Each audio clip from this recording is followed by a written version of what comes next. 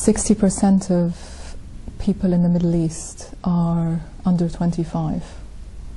That's 300 million people live in the Middle East, of which 60% of them, 60% are under 25.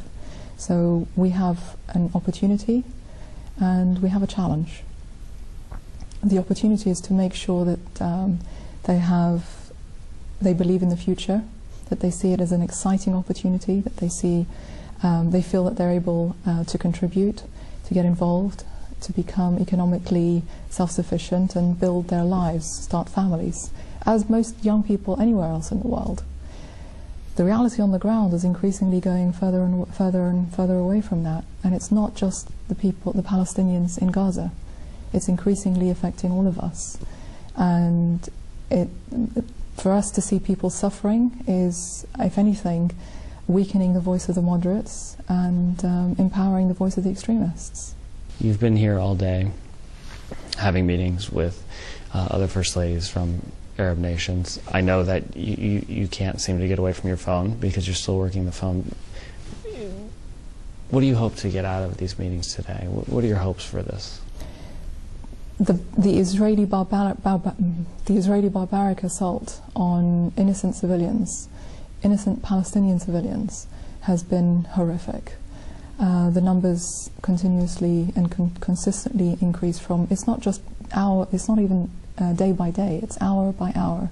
824 people dead. 2 hours ago that number was 821. So we are losing time. We are working against the clock. 3,300 people injured.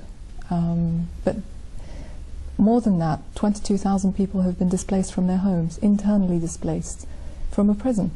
It's not internally displaced from a place that used to be even a nice place to live in. Gaza is a prison. It's been a prison for 3 years.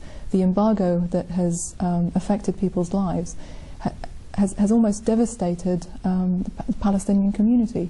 80% of Palestinians in Gaza rely on food aid. They rely on humanitarian aid, not just to live, not even to live, but to survive.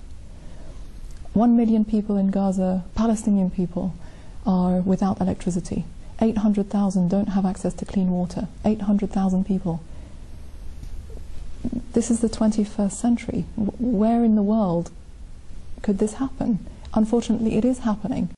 Now, as a mother and as a human being, as I said, we need to make sure that these atrocities stop. What would it be like?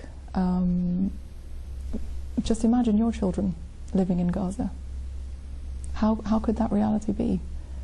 Let's talk through the scenario. You wake up in the morning, you give your children a glass of milk. Mothers in Gaza can't do that. Why? Because no milk gets through. You send your children off to school knowing that they'll be safe, knowing that they're going to get a good education. Mothers in Gaza don't do that. Children don't go to school because it's not safe, because there is...